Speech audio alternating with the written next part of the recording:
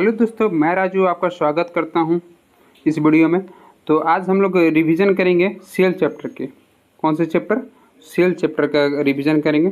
तो आइए समझते हैं कि कोशिका में हम लोग ने क्या क्या पढ़ना है और कौन कौन से पार्ट होते हैं। तो सबसे पहले हम लोग जानेंगे कि कोशिका का अध्ययन क्या कहलाता है। तो कोशिका का अध्ययन सभी को मालूम होगा, साइटोलॉजी कहलाता है। कोशिका का सिद्धांत किसने दिया है? तो 1839 में श्वान एंड स्लाइडे ने दिया है। कोशिका का व्यास कितना होता है, इसकी मोटाई बोला जाए तो 0.1 माइक्रो होता है। ठीक। सबसे लंबी कोशिका कौन होती है? सबसे लंबी कोशिका होता है तंत्रिका तंत्र, जो हम लोग माइंड में पाया जाता है, जिसे न्यूरॉन कहते हैं उसे। सबसे सबसे लंबी एवं बड़ी कोशिका, सबसे लंबी एवं बड़ी कोशिका हो जाएगा शुतुरमुर्ग। सॉरी, यहाँ पर सिर्फ बड़ी ही देना चाहिए, लंबी नहीं देना चाहिए, लेकिन चलिए कोई दिक्कत नहीं। सबसे बड़ी कोशिका अगर पूछे तो शुतुरमुर्ग की अंडा हो जाएगा। ठीक।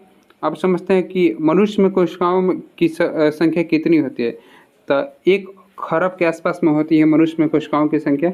अब समझते हैं कि कोशिका संरचना सूक्ष्म इकाई है। कोशिका की संरचना हमारे शरीर की कैसी इकाई है? सूक्ष्म इकाई है, एकदम छोटी सी इकाई है। कोशिका द्रव में प्रोटीन पाया जाता है, वसा पाया जाता है, कार्बोहाइड्रेट पाया जाता है, जल पाया जाता है, कार्बनिक और अकार्बनिक पदार्थ उपस्थित होते हैं। अब समझते हैं कि कोशिका में ऊर्जा का मुख्य स्रोत क्या होता है। कोशिका के सबसे ज़्यादा ऊर्जा का अगर मुख्य स्रोत देखा जाए तो कार्बोहाइड्रेट होता है। जीव द्रव में जल की मात्रा कितनी होती है? 95% होती है। पादप कोशिकाओं की कोशिका भित्ति किसकी बनी होती है? सेलुलोज। देखिए, कोशिका 2 प्रकार की, एक पादप होती है, ठीक, और एक पादप होती है, एक जंतु कोशिका होती है। तो जंतु कोशिका में कोशिका भित्ति नहीं पाया जाता है, सिर्फ और सिर्फ पादप। पादप का अर्थ होता है पेड़ पौधा, ठीक, और जंतु का होता है जैसे मानव हो गया, एनिमल से जितना हो गया। ठीक।